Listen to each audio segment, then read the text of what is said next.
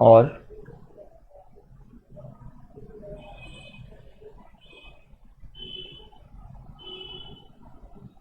Sixth में बताऊंगा, seventh आपका डाउट है। और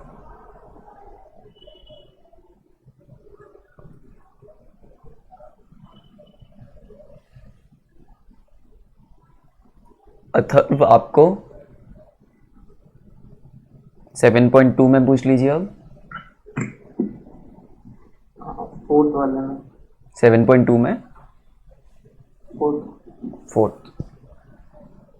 और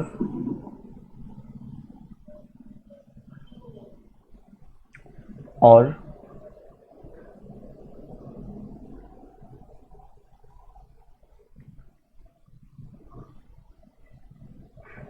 देवाशीष आपको आवाज क्लियर आ रही है? होमवर्क कंप्लीट करा 7.1 और 7.2? क्योंकि अभी आपने सबमिट नहीं करा है क्लासरूम पे। देवाशीष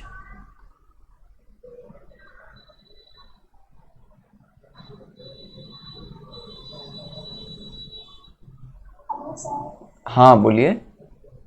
7.2 का 8। 7.2 का 8th।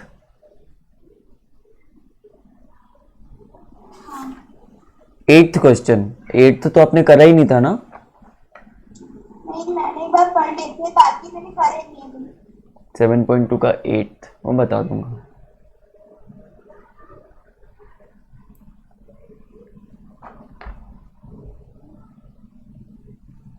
मैंने होमवर्क में 7.2 का 8 सही है।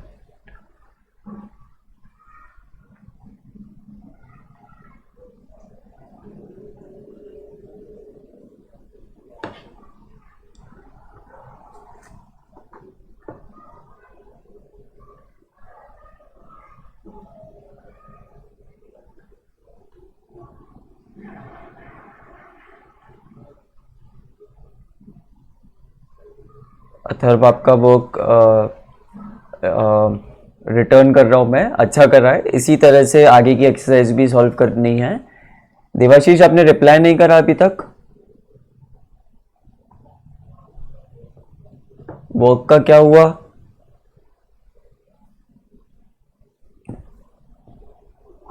मुझे नेक्स्ट वीक भेजने के लिए कौन सबमिट करना पड़ेगा ना? मैंने रिटर्न कर दिया, उसी के नीचे आप सबमिट कर सकते हो। फर्दर अनसबमिट भी करके कर सकते हो, मैं देख चुका हूँ। उसको रिमूव भी कर सकते हो और उसी के नीचे एक्स्ट्रा ऐड करके सबमिट करना हो तो वो भी कर सकते हो।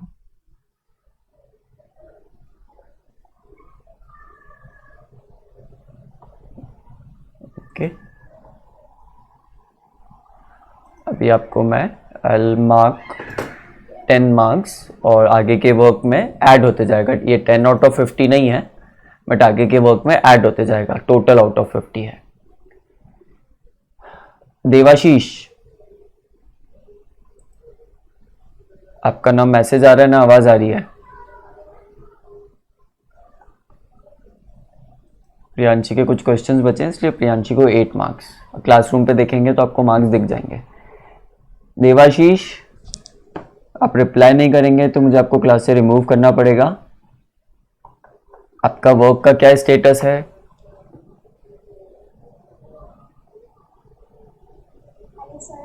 हाँ प्रियांशी, ये जो हमने ट्रायंगल्स में डाल रखा है डेली होमवर्क, हाँ इसमें करना है क्या? हाँ, इस पे सबमिट करना है।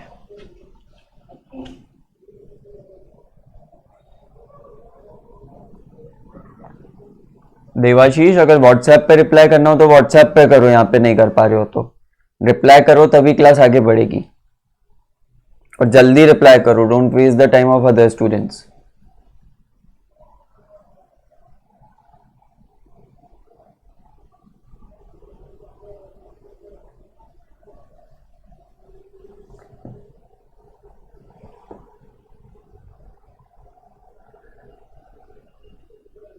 नहीं क्लियर हो रहा आपको जो मैं बोल रहा हूं? अपने होमवर्क का स्टेटस बताइए कहीं भी, मेरे को व्हाट्सएप रिप्लाई कीजिए, कार्तिक के फोन से कीजिए, कहीं से भी कीजिए। और यहाँ पे चैट में लिखने में क्या प्रॉब्लम है? I don't understand. यहाँ पे चैट में लिख के बताइए।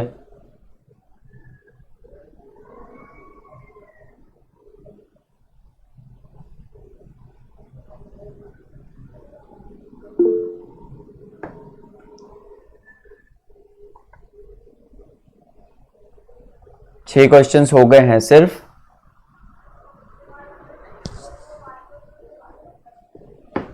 सिर्फ 6 क्वेश्चंस, ऐसा क्यों?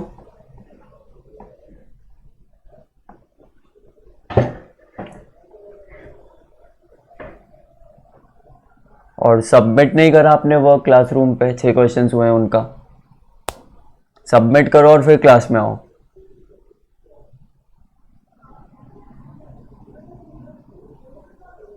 जल्दी से सबमिट करो और फिर क्लास में आओ।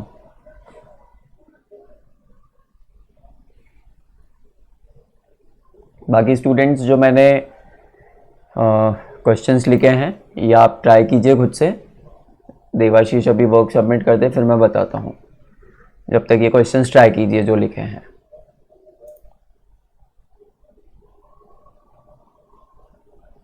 मुझे बोर्ड विजिबल नहीं हो रहा। एक्सरसाइज 7.1 का क्वेश्चन 6 और 7, ठीक है। और 7.2 का 4th और 8th।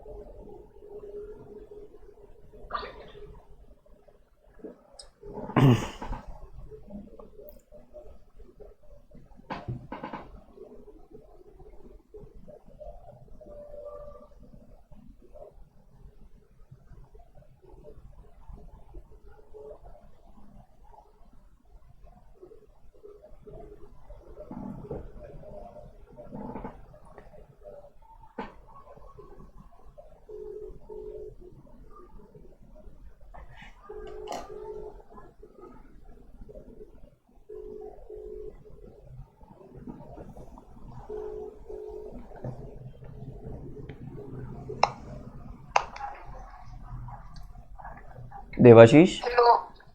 हाँ सर। ये तूने क्वेश्चंस करे हैं? हेलो। हाँ, ये आधा पेज तूने क्वेश्चन सॉल्व करे हैं। आवाज आ रही है ना मेरी? हाँ सर आ रही।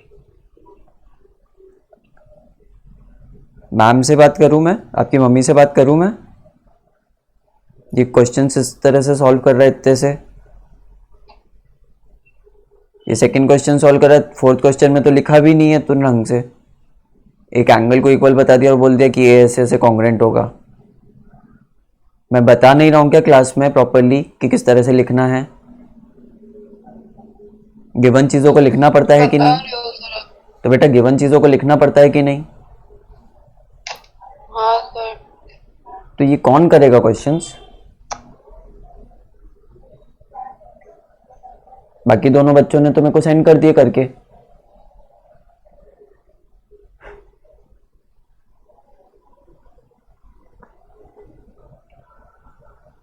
आपको नहीं करना क्या मैथ?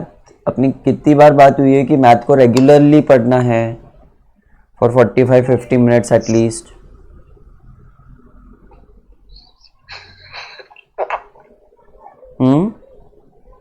हाँ सर। अभी कल मुझे पूरा होमवर्क चाहिए।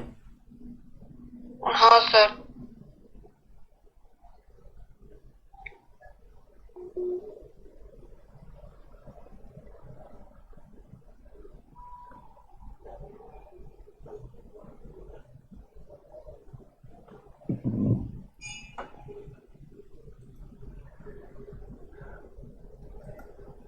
चलिए क्वेश्चंस आगे बढ़ाते हैं। करण, आप लेट हैं आज। करण, हम अभी एक चैप्टर के बीच में हैं। आपको आवाज़ आ रही है मेरी क्लियरली? Yes sir. अभी हम एक चैप्टर के बीच में हैं। क्या ट्राइंगल्स आपने थोड़ा पढ़ रखा है पहले? ट्रायंगल हाँ सर, थोड़ा बहुत पढ़ रखा। थोड़ा बहुत पढ़ रखा है।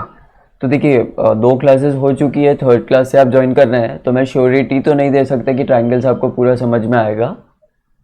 अब आपके अपने पास 2 ऑप्शंस हैं, या तो हम लोग अभी क्लासेस अटेंड कर लें, 3rd क्लास से अटेंड कर लें, और मैं अगर समझ में नहीं आएगा तो मैं बाद में वापस पूरा ट्राइंगल्स कवर करवा दूंगा, आपका पूरा पढ़ा दूंगा।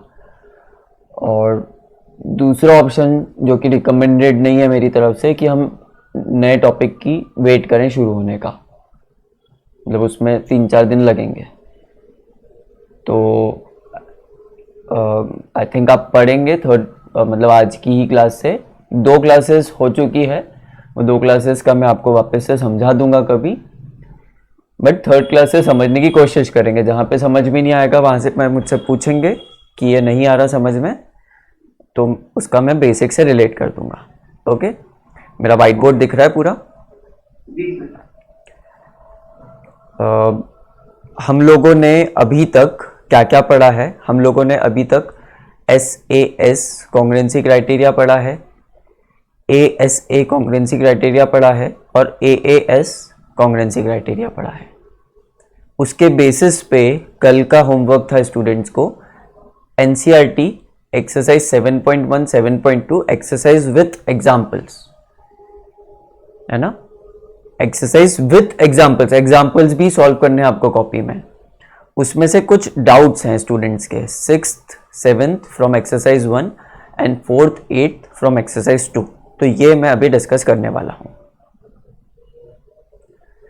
चलिए तो शुरू करते हैं। एक्सरसाइज 7.1, एक्सरसाइज 7.1 का क्वेश्चन नंबर 6, क्वेश्चन नंबर 6 सब लोग देखेंगे। क्वेश्चन नंबर 6 क्वेश्चन को अप्रोच करने का तरीका मैं पहले भी बता चुका हूं, करण अभी आया है तो मैं वापस से बता देता हूं। क्वेश्चन एब्सोल्यूट में देखेंगे और क्वेश्चन जहां ले जाने की कोशिश कर रहा है वहां जाएंगे। मैथमेटिक्स के क्वेश्चन, स्पेशली थ्योरेटिकल ज्योमेट्री के क्वेश्चंस को पढ़ने का ये तरीका नहीं होता है कि आप एक सांस में पढ़ दो उसको। You should not read the question as ABC is an isosceles triangle in which AB is equals to AC, side BA is produced to D such that AD is equals to AB. See figure, show that angle BCD is a right angle. इस तरीके से नहीं पढ़ते हैं। It is not literature. इस तरीके से नहीं पढ़ते हैं।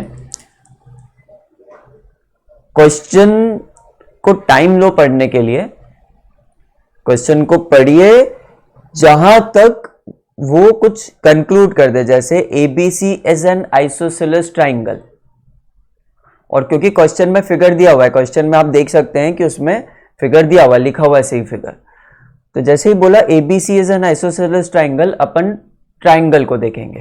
तो आपने पहले इतना पढ़ा,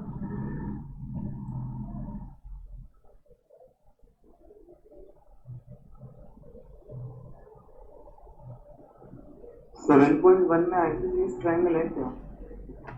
आई एम सॉरी, मैं 7.2 का पढ़ने लग गया था। मैं वापस से 7.1 के 6th क्वेश्चन को पढ़ लेता हूँ। थैंक यू यश, मैं 7.2 का पढ़ने लग गया था। 7.1 का 6th क्वेश्चन, 7.1 का 6th क्वेश्चन इस तरह से पढ़ेंगे, in the given figure, in the given figure.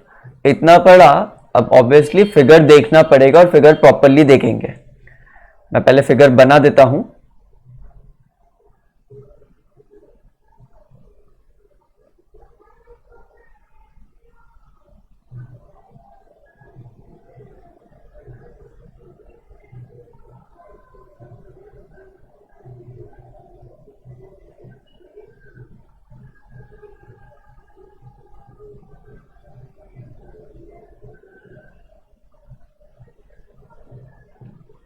This is A, B, this is A, B, C, this point is D, है ना, ऊपर वाला पॉइंट नहीं है, this point is D and this is E। और फिगर में मेरे पास marked है इन दोनों लाइंस पे ये डबल डैश। अगर ये डबल डैश है इसका मतलब ये दोनों लाइंस इक्वल है, आप लोग ये अच्छे से जानते हैं, और इन दोनों लाइंस पे सिंगल डैश है तो ये इक्वल है। क्वेश्चन में वही चीज आगे लिखी हुई है, AC is equal to AE। ध्यान से देख लीजिए पहले फिगर में AC और AE, और उसके आसपास की चीजें देख लीजिए। AC AE एक ट्राइंगल बना रहे हैं, मतलब वो आइसोसेलेस ट्राइंगल हो जाएगा, मतलब उसके अपोजिट एंगल्स इक्वल हो जाएंगे। फिर AB is equal to AD, again the same thing, वो ट्राइंगल आइसोसेलेस ट्राइंगल हो जाएगा, ABD ट्राइंगल भी आइसोसेलेस हो जाएगा और उसके अपोजिट के एंगल्स इक्वल हो जाएंगे।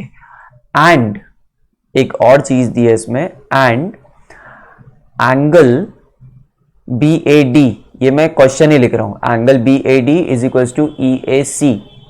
BAD देखेंगे, BAD ये वाला angle is equal to EAC ये वाला angle.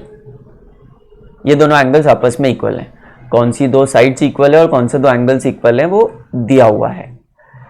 We have to show that BC is equals to DE. This is the question.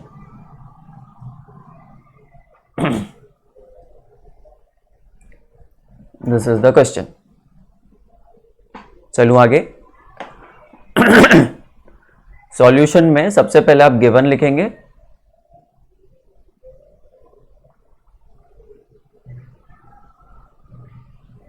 मैं समझाता हूं अभी सॉल्यूशन अप्रोच कैसे करेंगे, पर पहले गिवन लिख लीजिए। गिवन लिखने से क्या होता है, जो क्वेश्चन को पढ़ते समय हमने फिगर से रेफर किया था वो चीजें दिमाग में वापस बैठ जाती है। तो जो थ्योरम्स आप जानते हैं पहले से, उनसे वो मर्ज होने लगती है। जो थ्योरम्स आप जानते हैं पहले से, उनसे वो थ्योरम्स उस गिवन पे अप्लाई होने लगती है।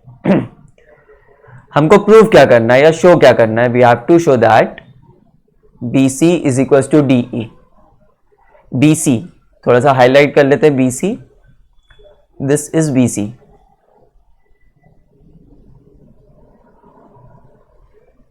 Okay, this is BC and this is DE। अब दो साइड्स को इक्वल बताना है, दो साइड्स को तभी इक्वल बता पाएंगे जब ये दो साइड जिन ट्राइंगल्स में कंटेंट हो उनको कॉन्ग्रेंट बता पाए, हाँ या ना। हम कॉन्ग्रेंसी पढ़ रहे हैं, कॉन्ग्रेंसी में हमने ट्राइंगल्स को कॉन्ग्रेंट प्रूव करना सीखा, और सीपीसीटी से ट्राइंगल की करस्पॉन्डिंग साइड्स को इक्वल करना सीखा। यही चीज सीखी है कॉन्ग्रुएंसी में। और शुरुआती क्वेश्चन है तो इसलिए मैं वापस बता रहा हूं कि अगर दो साइड्स को इक्वल प्रूव करना है तो अपन ढूंढेंगे क्या, क्योंकि हमको जितनी भी थ्योरम्स पता है they are based on how to prove the triangle congruent. और ट्राइंगल कॉन्ग्रुएंट प्रूव करने के बाद सीपीसीटी अप्लाई करके ये साइड्स को इक्वल प्रूव करा जा सकता है। तो we first have to consider the triangles which contain these sides. बोलिए, अप्रोच समझ में आती है क्या आपके?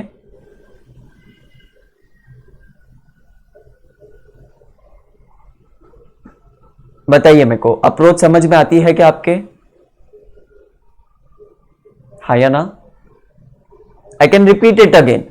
यहां पे अप्रोच को समझ गए तो आगे के क्वेश्चंस और सिंपलर हो जाएंगे, चुटकियों में होने लगेंगे, बट अप्रोच बननी चाहिए।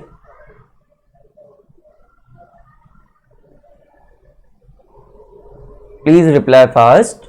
ये अप्रोच समझ में आई इस क्वेश्चन पे? एक बार रिपीट कर दीजिए। एक बार रिपीट कर देता हूं मैं लिख के समझाता हूं, थोड़ा सा साइड में मैं लिख के समझाता हूं। ये चैप्टर कॉन्ग्रुएंसी का है। जब मैं कॉन्ग्रुएंसी बोल रहा हूं तो कॉन्ग्रुएंसी से मेरा मतलब क्या है कि ट्राइंगल्स की इक्वलिटी के बेसिस पे है, ट्राइंगल्स को कॉन्ग्रुएंट करने के बेसिस पे। अगर दो ट्राइंगल्स कॉन्ग्रुएंट होते हैं तो सीपीसीटी सुना है Karan? Corresponding parts of congruent triangles, corresponding parts of congruent triangles. CPCT के बेस पे वो दो ट्राइंगल्स की सारे करस्पॉन्डिंग पार्ट्स एक दूसरे से इक्वल होने लगते हैं। अगर मैं दो ट्राइंगल्स को कॉन्ग्रुएंट प्रूव कर दूं तो उन दोनों ट्राइंगल्स के करस्पॉन्डिंग पार्ट्स इक्वल होने लगते हैं सीपीसीटी से। ये हमने कल भी डिस्कस किया था, परसों भी डिस्कस किया था, अब जानते भी हैं, 7th में भी पढ़ चुके हैं। तो अगर दो ट्राइंगल्स गिवन हैं और मैं बोलूं कि इसका इस एंगल को इस एंगल के इक्वल प्रूव करो, तब क्या करोगे? पहले इन दोनों ट्राइंगल्स को कॉन्ग्रुएंट प्रूव करोगे और करस्पॉन्डिंग पार्ट्स के अकॉर्डिंग कॉन्ग्रुएंट प्रूव करोगे। एबीसी PRQ, PQR नहीं, PRQ के कॉन्ग्रुएंट जब प्रूव होगा तो B vertex and R vertex will be corresponding parts of congruent triangles, तब ये दोनों इक्वल हो पाएंगे।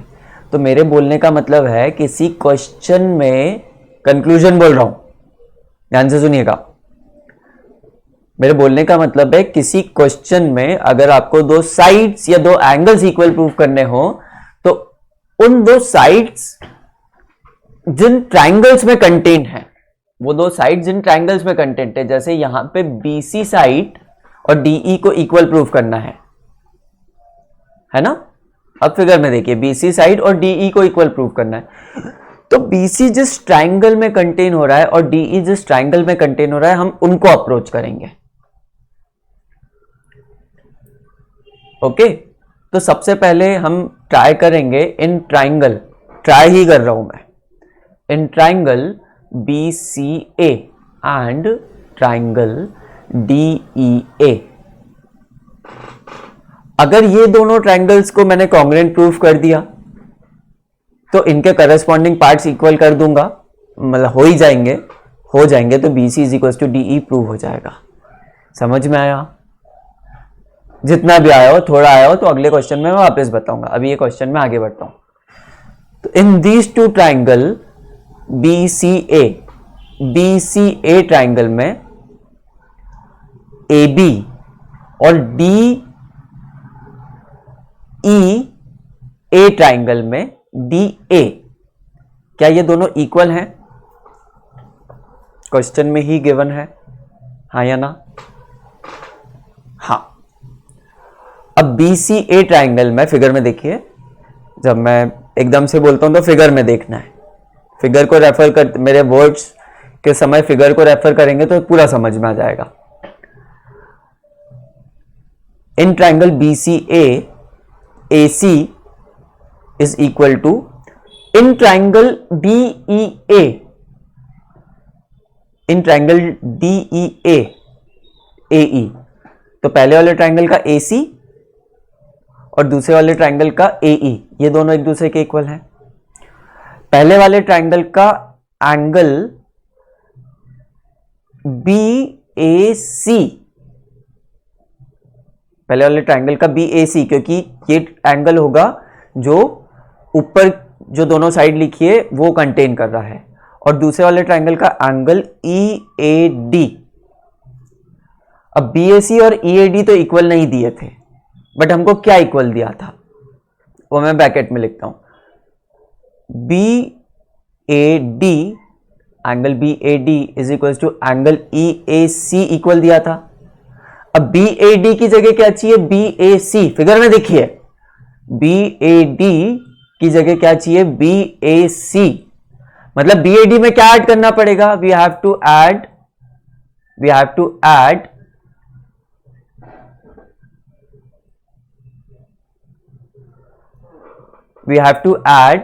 DAC, फिगर में दिख रहा है DAC ऐड करना पड़ेगा, किसमें, BAD में, तो पूरा बन जाएगा BAD। और दूसरा EAC में भी सेम चीज ऐड कर दीजिए, DAC, तो आपकी इक्वलिटी भी डिस्टर्ब नहीं होगी। तो जितना आपने इक्वल लिखा है उतना भी डिस्टर्ब नहीं होगा। तो this thing can be written as angle BAC, left hand side can be written as this, left hand side can be written as angle BAC and right hand side can be written as angle EAD। तो इससे ये दोनों equal हो गए। दोनों angles कैसे equal proof करें, ये आपको समझ में आया?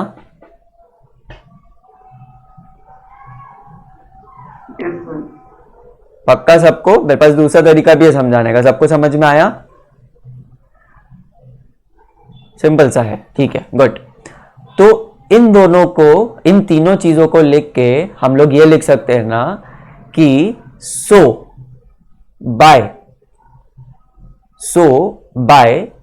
SAS congruency criteria we can say that triangle BCA is congruent to triangle DEA, and thus by CPCT we can write BC is equals to DE। देख लीजिए एक बार वापस से,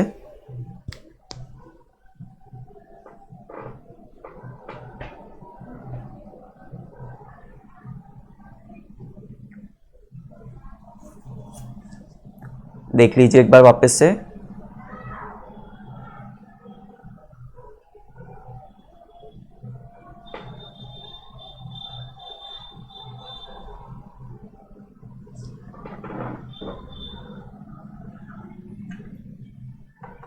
चलूं आगे?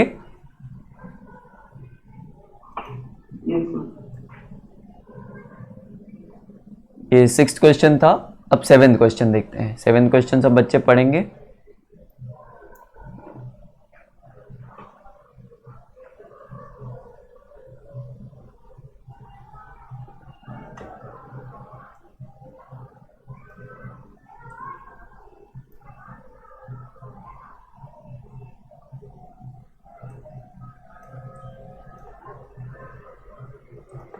एक्सरसाइज 7.1 का क्वेश्चन 7।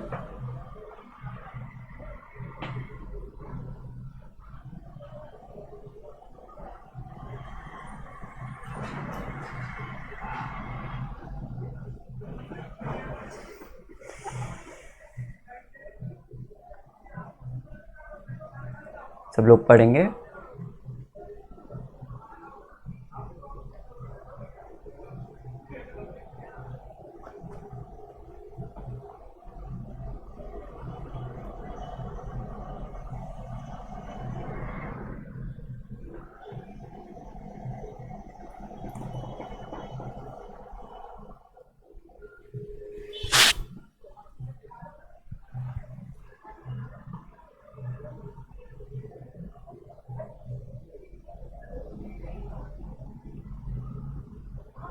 चलो पढ़ लिया होगा सबने, अब मैं पढ़ता हूं।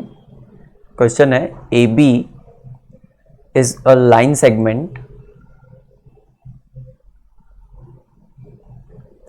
and P is its midpoint,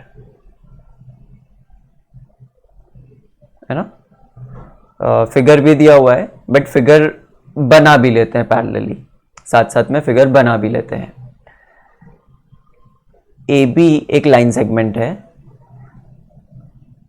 question में जैसे दिया हुआ है, और P इसका मिड पॉइंट है and P is the mid point. Mid point है तो AP और BP दोनों इक्वल हो जाएंगे एक दूसरे के. फर्दर बोला है D and E are points on the same side, points on the same side of AB. दो पॉइंट्स हैं D और E, AB के सेम साइड पे हैं. सच दैट AB के सेम साइड पे तो ऊपर ही ले लेंगे, ये पॉइंट मान लो D और ये पॉइंट मान लो E. ये पॉइंट मान लीजिए D और ये पॉइंट मान लीजिए E.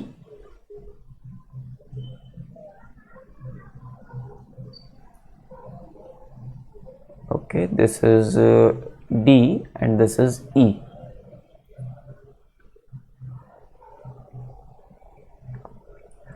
Such that मतलब D और E ऐसे पॉइंट सिलेक्ट होंगे कि एंगल एंगल BAD जो बनेगा, BAD एंगल जो बनेगा इस तरह से बनेगा. इस एंगल की बात कर रहे हैं. एंगल BAD जो बनेगा वो इक्वल होगा एंगल ABE के, मतलब इस एंगल के. This angle will be equal to this angle. D और E ऐसे पॉइंट सेलेक्ट करने हैं. आपको तो फिगर बना हुआ मिला है, बट आगे के कुछ क्वेश्चंस में हमको सिलेक्ट भी करने पड़ते हैं, फिगर बनाने भी पड़ते हैं. एंड एंगल EPA, फिगर में देखेंगे EPA मतलब ये वाला एंगल की बात कर रहे हैं. एंगल EPA, सॉरी आपके फिगर के हिसाब से ले लेता हूं मैं. तो फिगर के हिसाब से यहां पे E आएगा और यहां पे D आएगा. मैं दूसरे तरह से भी जो कर रहा था वैसे भी कर सकते हैं, उस तरह से भी कर सकते हैं, बट थोड़ा सा अलग हो जाएगा वो. बिल्कुल उस तरह से भी कर सकते हैं. तो पूरा ही फिगर चेंज हो जाएगा. मैं पूरा ही फिगर चेंज कर देता हूं वापस से. शुरू से कंस्ट्रक्ट करना शुरू करते हैं.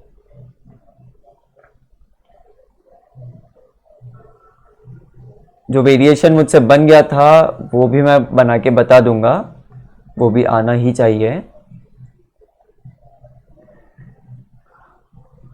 यहां पे E एक पॉइंट है और यहां पे कहीं पे D एक पॉइंट है. सच दैट पहली चीज BAD मतलब ये वाला एंगल की बात कर रहे हैं, और दूसरा एंगल ABE मतलब ये वाला एंगल की बात कर रहे हैं. ये एंगल और ये एंगल इक्वल है आपस में. दूसरी चीज इन्होंने बोली है ABE, दूसरी चीज इन्होंने बोली है AEPA is equal to angle DPB.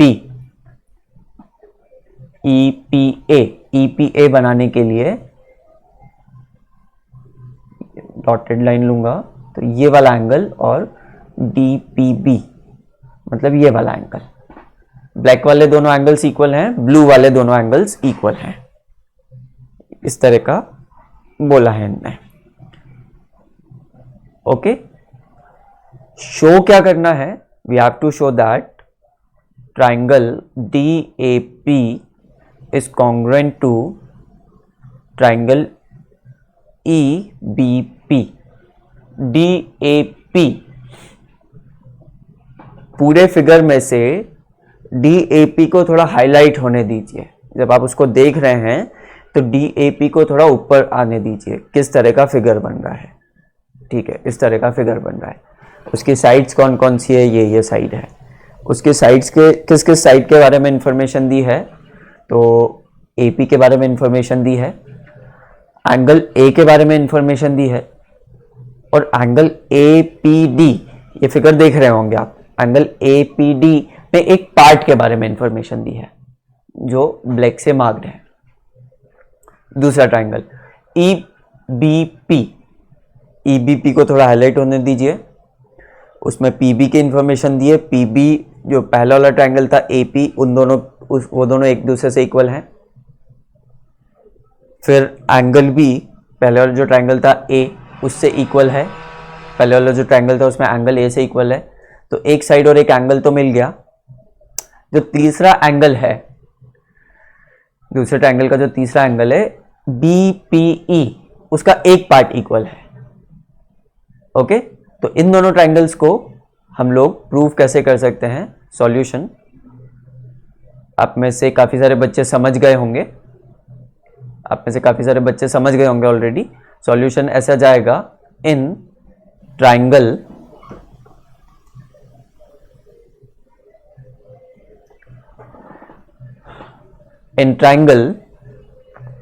DAP and triangle EBP, सबसे पहले क्या क्या इक्वल है। इसका AP इसके BP से इक्वल है।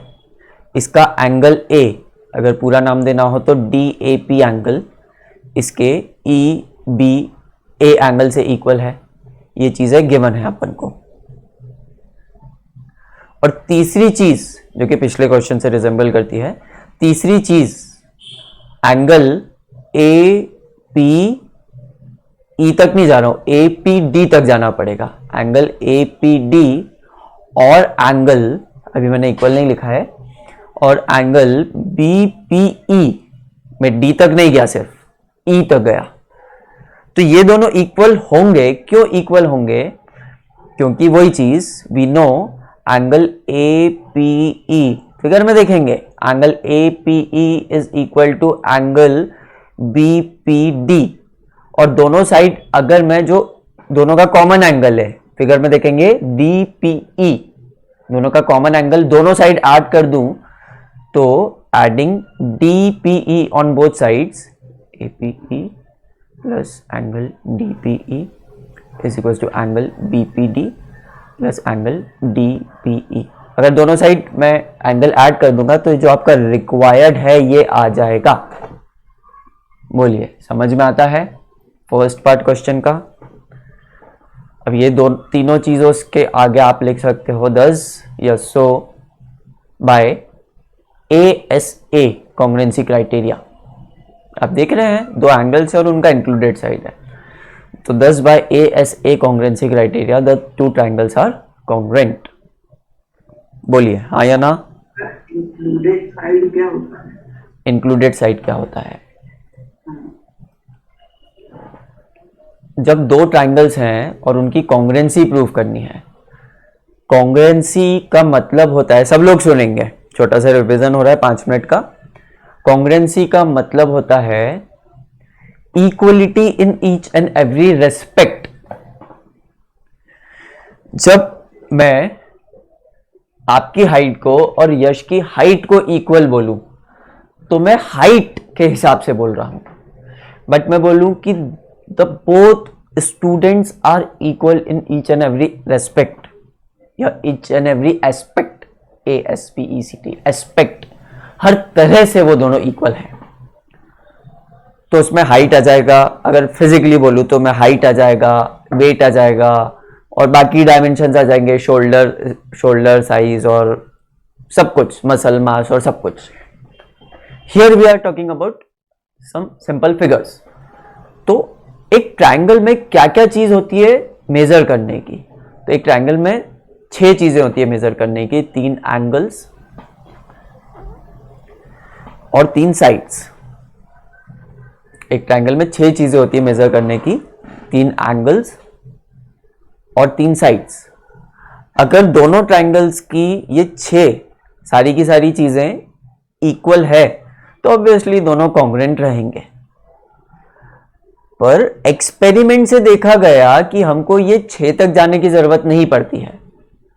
अगर दो ट्राइंगल्स में हम लोग प्रूव कर दें कि दो साइड्स ये इसके इक्वल है, ये इसके इक्वल है, और इनका इंक्लूडेड एंगल, अब आप जज कर सकते हैं ये दो साइड्स का इंक्लूडेड वर्ड मीनिंग से समझ सकते हैं। इंक्लूडेड एंगल कौन सा आएगा?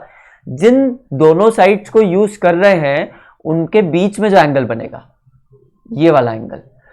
तो क्राइटेरिया बनता है SAS कॉन्ग्रुएंसी क्राइटेरिया। ये क्राइटेरिया क्या बोलता है कि 6 की 6 चीजों को इक्वल प्रूव करने की जगह अगर आपने दो ट्राइंगल्स के दो साइड्स और उनका इंक्लूडेड एंगल, कोई बचे हुए दो एंगल्स में से कोई भी नहीं चलेगा, यही वाला एंगल होना चाहिए। यही वाला एंगल होना चाहिए मतलब जो दो साइड्स एंगल बना रही है इंटरसेक्शन पे अपने, जिन दो साइड्स को आप जिन दो साइड्स को करस्पॉन्डिंग ले रहे हो, जिन दो साइड्स को ले रहे हो कॉन्ग्रुएंसी प्रूव करने में, उन्हीं के बीच का एंगल होना चाहिए, तो उसको बोलते हैं इंक्लूडेड एंगल। तो यहाँ पे SAS क्राइटेरिया लगता है, इसलिए लिखते समय भी A को दोनों S के बीच में लिखते हैं, दोनों साइड के बीच में एंगल को लिखते हैं लिखते समय भी। SSA क्राइटेरिया कुछ नहीं होता है, SSA क्राइटेरिया कुछ नहीं होता है। सिमिलरली अगर दो ट्राइंगल्स हैं उनके दो एंगल्स, ये इसके इक्वल है और ये इसके इक्वल है, उनके दो ट्राइंगल्स इक्वल, दो एंगल्स इक्वल हैं और उनका इंक्लूडेड साइड इक्वल है, इसका इससे, एक ट्राइंगल का दूसरे ट्राइंगल से। ओके एक ट्राइंगल का दूसरे ट्राइंगल से। मैं थोड़ा मेरे वीडियो को बड़ा करूं क्या?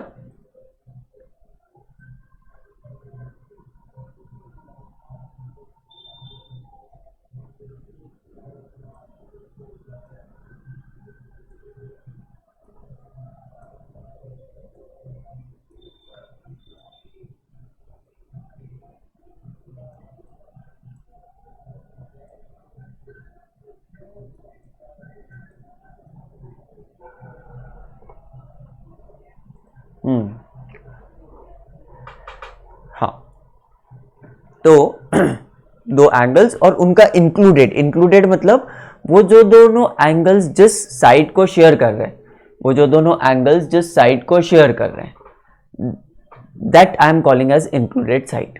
इसलिए ये ASA क्राइटेरिया होता है। इंक्लूडेड साइड समझ में आया? अब SAS में तो जरूरी था इंक्लूडेड एंगल होना चाहिए, ASA में जरूरी नहीं है। ASA में तो जरूरी है but ASA can be extended to AAS। मतलब अगर साइड इंक्लूडेड नहीं रही तो भी एक क्राइटेरिया होता है जिसके थ्रू दोनों ट्राइंगल्स कॉन्ग्रुएंट हो जाते हैं। Have you got the meaning of included?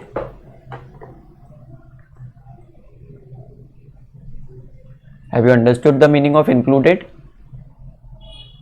Yes, sir. बढ़िया।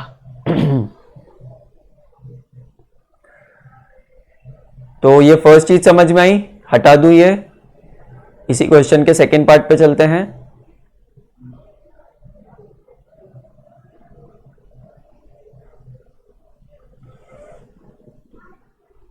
क्वेश्चन नंबर 7 का सेकंड पार्ट।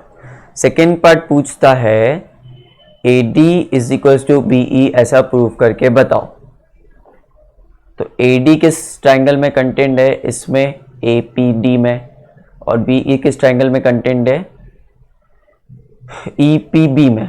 जब इन दोनों ट्राइंगल्स को कॉन्ग्रुएंट प्रूव कर चुके हैं तो ये सेकेंड पार्ट का सॉल्यूशन तो हम लोग डायरेक्टली लिख सकते हैं कि as triangle DAP,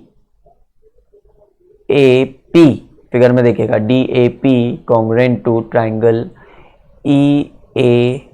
EBP। So by CPCT, the sides AD is equal to BE। ये तो डायरेक्ट हो जाएगा, आई थिंक क्लियर होगा आपको।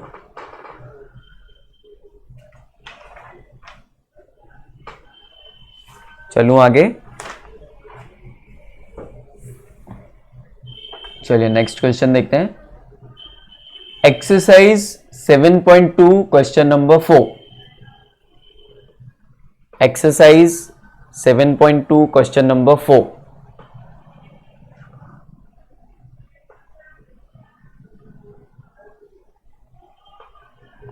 Exercise 7.2 question number 4. मैं बार बार इसलिए बोल रहा हूं ताकि आप पढ़ें उसको.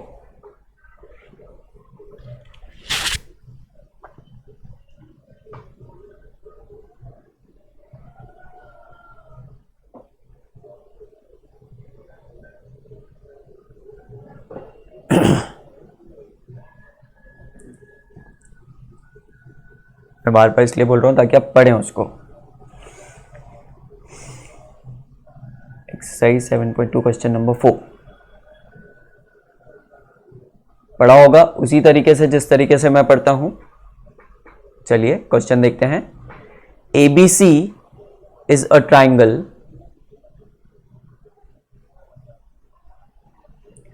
in which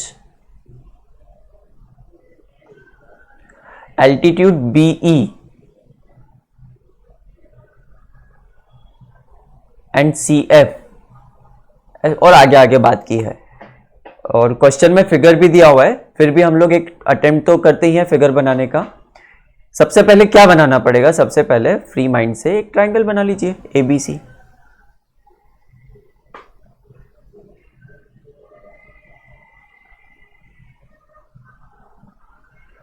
BE एक एल्टीट्यूड है उसमें, मतलब B वर्टेक्स से एल्टीट्यूड कहां पे जाएगा? AE पे. और एल्टीट्यूड का मतलब तो पता है ना, परपेंडिकुलर. तो B वर्टेक्स से एक परपेंडिकुलर जाएगा AC पे, और वो जहां पे मीट करेगा AC को, उस पॉइंट का नाम रहेगा E. Okay.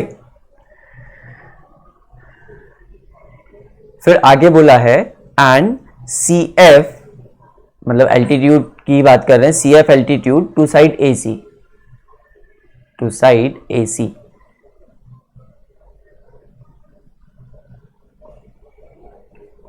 AC and AB respectively, AC and AB respectively. मतलब ये AC पे चले गया और C से जाएगा AB पे एल्टीट्यूड, और उसको बोलेंगे CF.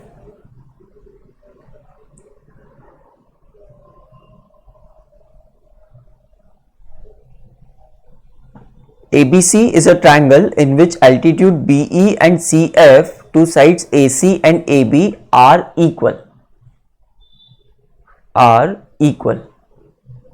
मतलब हम लोगों को गिवन क्या है? We have been given that BE altitude is equal to CF. ABC is a triangle in which altitude BE and CF, two sides this and this, are equal. तो ये दोनों एल्टीट्यूड इक्वल हैं. मैं mark कर देता हूं figure में, ये दोनों, ये एल्टीट्यूड इसके इक्वल है. ओके, आगे चलते हैं. शो दैट पहली चीज, triangle ABE is congruent to triangle ACF. Triangle ABE is congruent to triangle ACF. पहले तो ये चीज शो करनी है. तो उसी तरह से देखेंगे ट्राइंगल ABE. ट्राइंगल देखिए, ABE ट्राइंगल में आपको क्या क्या चीजें दिख रही है? ABE ट्राइंगल में मेरे को दिख रहा है BE के बारे में इंफॉर्मेशन दी हुई है, और angle E, named angle BEA, इसके बारे में इंफॉर्मेशन दी हुई है कि ये एंगल 90 डिग्री है. क्योंकि ये दूसरी साइड वाला एंगल 90 डिग्री होगा तो ये वाला एंगल भी 90 डिग्री होगा. दूसरा ट्राइंगल ACF ट्राइंगल देखिए, उसको हाईलाइट होने दीजिए अपनी नजरों के सामने, तो आपको पता चलेगा CF पिछले वाले एक ट्राइंगल की एक साइड से इक्वल है, इसमें भी 90 डिग्री बन रहा है. और एक चीज मिसिंग है, मतलब हम जब सॉल्यूशन लिखने जाएंगे तो दो चीजें तो मिल जाएगी हमको, that BE is equals to CF और angle BEA is equals to angle C F A. ये दो चीजें तो मिल जाएगी हमको।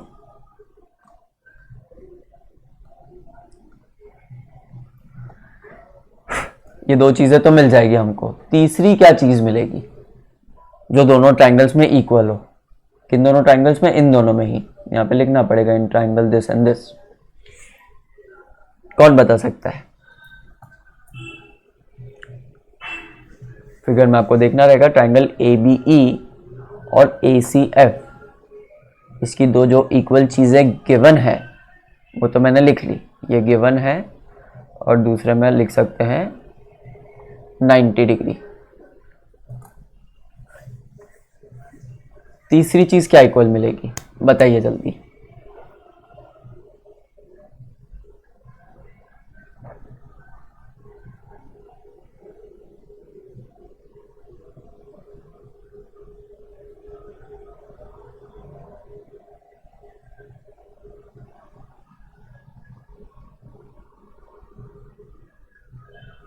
नहीं कोई तो नहीं क्लिक कर रहा। चलो मैं दोनों ट्रायंगल्स बाहर बना देता हूं निकाल के। This is A B E, A B E and the other is A F, और एफ यहां पे आ रहा है, ए एफ सी, और ये जो ए सी है यहां पे ई आ रहा है। इन दोनों को मर्ज करके जब बनाएंगे, इन दोनों को मर्ज करके जब बनाएंगे, ये देख लिए ना, इसको रब करके मर्ज करके बना रहा हूं। इन दोनों को मर्ज करके जब बनाएंगे तो ये और ऐसा बनेगा। तो ये जो एंगल है ये दोनों में कॉमन एंगल है।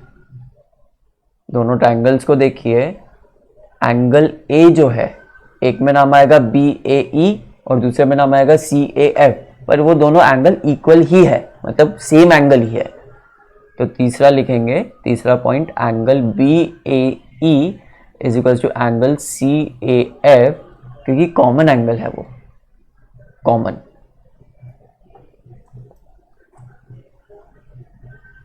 क्योंकि that is the common angle.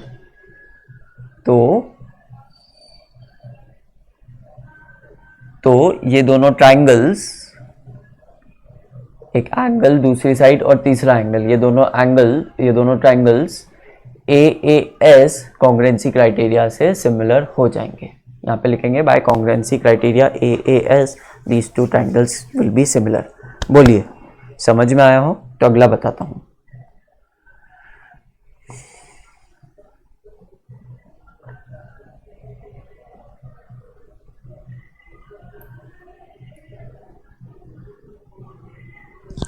बोलिए समझ में आया क्या कि वापस बताऊं? करण,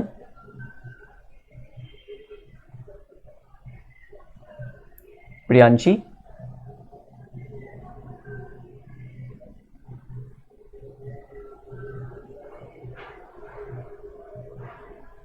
यश,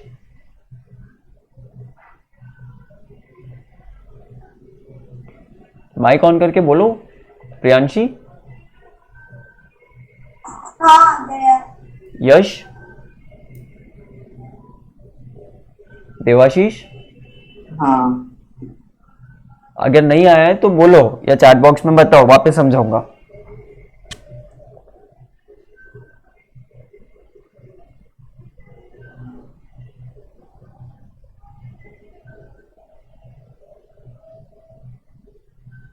ठीक है, एक और बार।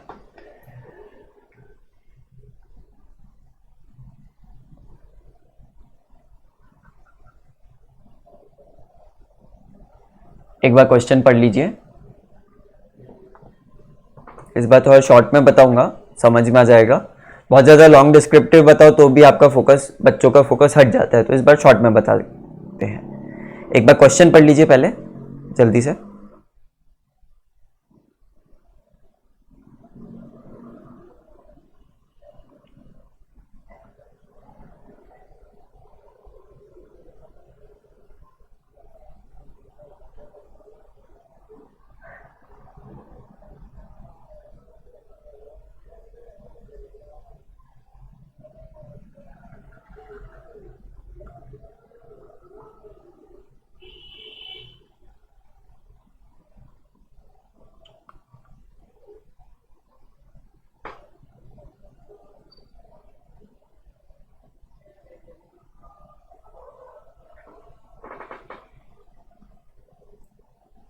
पढ़ा? हम लोगों को प्रूव करना है ट्राइंगल, हम लोगों को दिया हुआ है ये जो BE है ये FC के इक्वल है, और हम लोगों को प्रूव करना है कि triangle ABE is congruent to triangle ACF। ABE और ACF इन दोनों ट्राइंगल्स को कॉन्ग्रुएंट प्रूव करना है। ओके, दोनों ट्राइंगल्स को कॉन्ग्रुएंट प्रूव करने के लिए सबसे पहले इन दोनों ट्राइंगल्स में मुझे मिला BE is equals to FC given. दूसरी चीज जो मुझे मिली वो मुझे मिली एंगल। पहले ट्राइंगल में एंगल, पहला ट्राइंगल मतलब ये, पहले ट्राइंगल में angle BEA is equals to दूसरे ट्राइंगल का एंगल CFA 90 डिग्रीज है। फिर तीसरी चीज मुझे मिली एंगल A। पहले ट्राइंगल में एंगल A अगर मैं पूरा नाम दूं तो BAE, और दूसरे ट्राइंगल में एंगल A ही बट उसको पूरा नाम दूंगा तो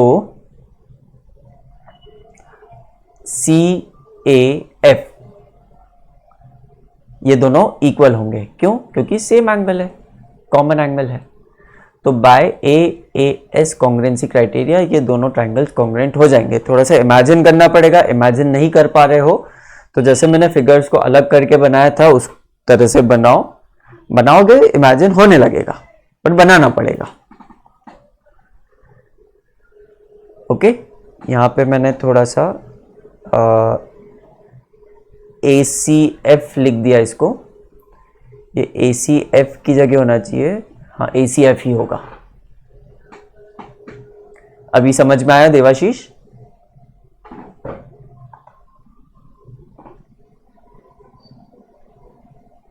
ओके, अब इसमें जो दूसरा पार्ट है वो CPCT का पार्ट है, वो आप लोग खुद से कर सकते हैं।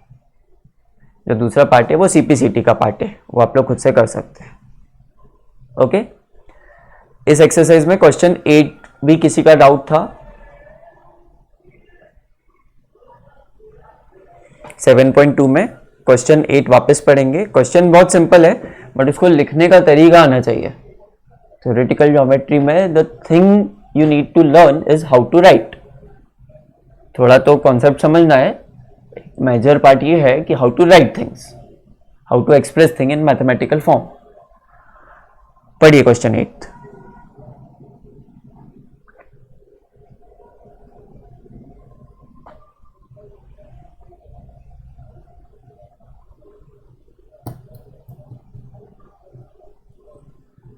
पढ़ा?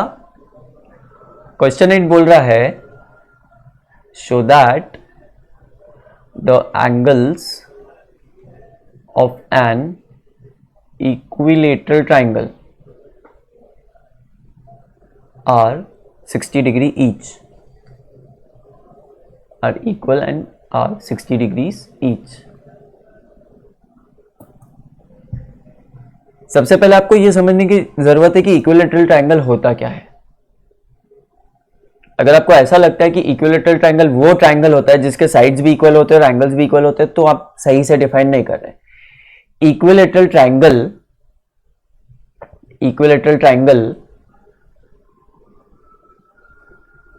वो ट्राइंगल होता है जिसकी साइड्स इक्वल होती है। सर उसके एंगल्स भी तो इक्वल होते हैं। इक्विलेटरल ट्राइंगल की डेफिनेशन ये होती है, उसकी एक प्रॉपर्टी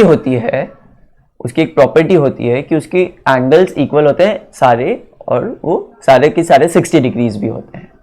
वो उसकी एक प्रॉपर्टी होती है। यहां पे जो उन लोगों ने पूछा है वो इस प्रॉपर्टी को प्रूव करने का पूछा है। आप इसको थ्योरेटिकली एक्सप्लेन नहीं कर सकते। What they want to ask, हमको कैसे पता चलेगा सर? अरे मैं बता तो रहा हूं, कैसे पता चलेगा कि क्या करना है? तो इक्विलेटरल ट्राइंगल की बेसिक जो चीज है वो ये है कि उसके सारे साइड्स इक्वल होते हैं। और यहां पे उन क्वेश्चन का पूछने का मीनिंग है कि prove that the angles of an equilateral triangle are equal to 60 degrees. If you can remember all the theorems of the chapter, ये थ्योरम इस चैप्टर की है, तो यहां पे एज अ क्वेश्चन उन्होंने इक्विलेटरल ट्राइंगल के एंगल 60 डिग्रीज होते हैं ये प्रूव करने का बोला है, और इक्वल होते हैं। आप ये नहीं बोल सकते कि इक्विलेटरल ट्राइंगल में तो सारे एंगल्स इक्वल होते हैं सारे एंगल्स का सम 180 डिग्री होता है, तो सारे angles x plus x is equal to 180, 3x is equal to 180, x is equal to 60, ये नहीं बोल सकते हैं। कुछ बुक्स में भी सॉल्यूशन मिलेगा, मैं भी जो बुक को रेफर कर रहा हूं उसमें लगभग यही सॉल्यूशन है। उसमें लिखा हुआ है कि for an equilateral triangle we can write that all angles are equal, but इसको प्रूव करना पड़ेगा। तो सोचिए हाउ टू प्रूव कि अगर किसी ट्राइंगल में सारी साइड्स इक्वल है तो हाउ टू प्रूव कि ये एंगल्स भी इक्वल होंगे। हिंट है आपके पास, you can use SAS congruency criteria. ये हम कर चुके हैं पहले, आइसोसेलेस ट्राइंगल में कर चुके हैं सेम चीज, उसी चीज को इक्विलेटरल ट्राइंगल के लिए करनी है। याद आ रहा है प्रियांशी, ऐसा कर रहा था कुछ?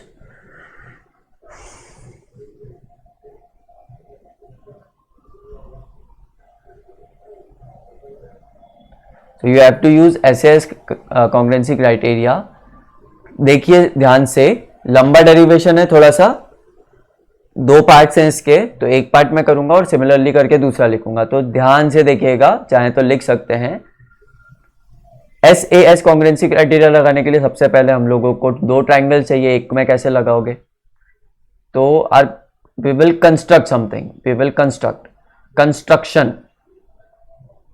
Your construction will be construct an angle bisector from A so that it meets CB at D। पूरा नहीं लिखा मैंने, so that it meets CB at D। तो A से एक एंगल बाइसेक्टर ड्रॉ की, तो this angle is equal to this angle, और ये CB को मीट करती है एट पॉइंट D, और ये CB को मीट करती है एट पॉइंट D। ओके, अब आपके पास 2 ट्राइंगल्स हैं, अगर उन दोनों ट्राइंगल्स को कॉन्ग्रुएंट प्रूव कर पाए तो CPCT से लिख दोगे C is equal to B। कौन से 2 ट्राइंगल्स हैं? In triangle ACD and triangle ABD, AC is equal to AB, AD is equal to AD, common, ये गिवन है, ये कॉमन है, and the included angle CAD is equal to angle BAD। क्यों?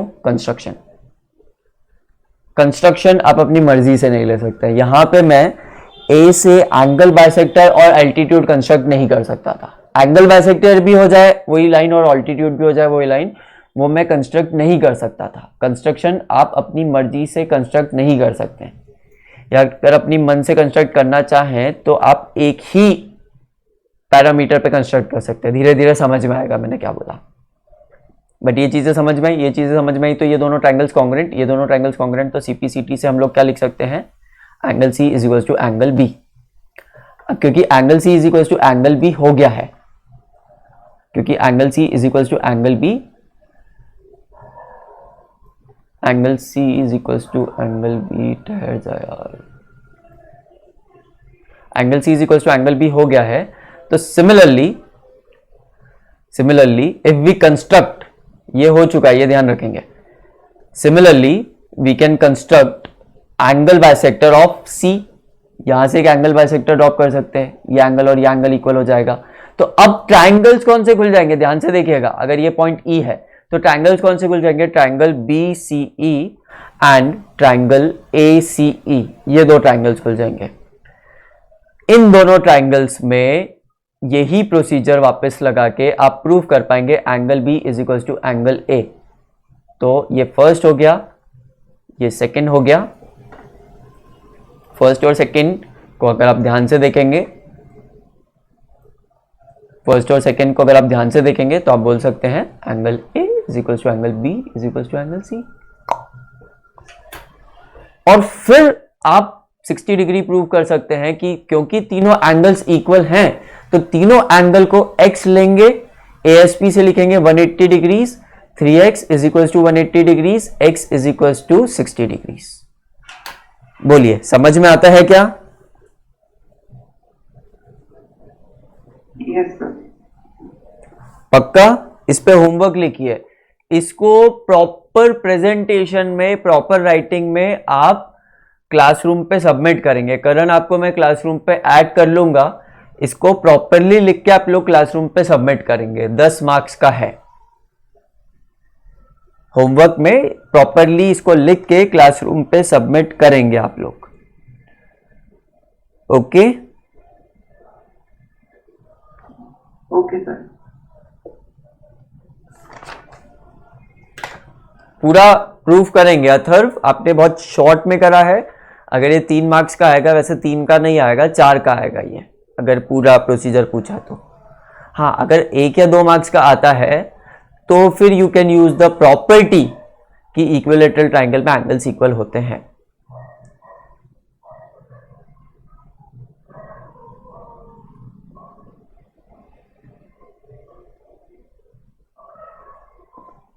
Okay, तो हमारी exercise 7.2 हो चुकी है।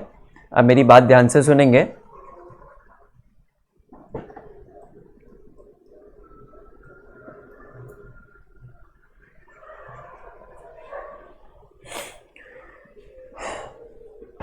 अब मेरी बात ध्यान से सुनेंगे। हम लोग पढ़ते कैसे हैं मैथमेटिक्स? मैं कुछ थ्योरम्स बताता हूँ, कुछ इलस्ट्रेटिव एग्जाम्पल्स बताता हूँ और होमवर्क में देता हूँ एनसीईआरटी। एनसीईआरटी आप होमवर्क में डाउट्स मुझसे पूछते हैं, जैसे जो आपने घर पे सॉल्व किया उसके डाउट्स मैंने यहाँ पे सॉल्व किए। जिस बच्चे को चैप्टर में पढ़ते पढ़ते थोड़ा सा कॉन्फिडेंस आने लग जाए या जो बच्चा थोड़ी सी प्रैक्टिस कर ले, उसके लिए एक नया टास्क ओपन हो जाता है। वो टास्क है हमारी एक्सरसाइज शीट, हमारी एमसीक्यू शीट, जिसमें 35 क्वेश्चंस हैं लेवल 1 में, जो सब स्टूडेंट्स के लिए मैंडेटरी हैं। जिन बच्चों के ये शुरू के 35 क्वेश्चंस सही गए हो, वो और करना चाहते हैं, तो उसी शीट में आगे के 15 क्वेश्चन भी है लेवल 2 में।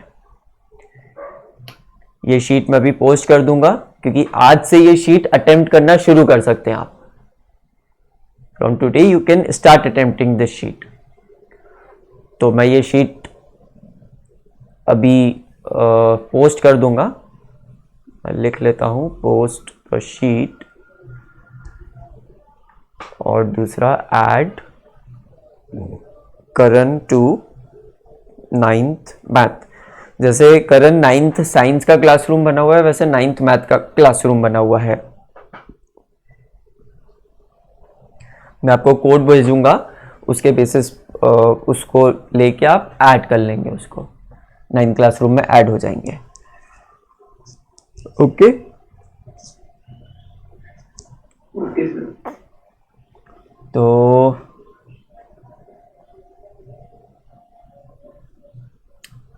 हाँ, अब ये जो एक्सरसाइज की शीट है उसमें मैं कुछ क्वेश्चंस मार्क करवा देता हूं, जो अभी तक मैंने पढ़ा है उसके बेसिस पे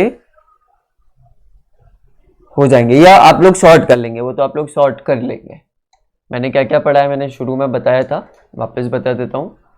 SAS कॉन्ग्रुएंसी क्राइटेरिया बताया, ASA बताया है और AAS बताया है। इन तीनों से रिलेटेड शुरू में जितने क्वेश्चंस हो एक्सरसाइज में, MCQ एक्सरसाइज में, वो भी करके रखेंगे। प्रियांशी और यश, आप लोगों का होमवर्क रहेगा ये सॉल्व करना, और जिन बच्चों की NCERT कंप्लीट नहीं हुई है, पहले वो NCERT कंप्लीट कीजिए, फर्स्ट 2 एक्सरसाइजेस। ओके, ठीक है, थैंक यू सो मच। करण रुकेगा, बाकी बच्चे लीव कर सकते हैं। Thank you sir. Thank you so much.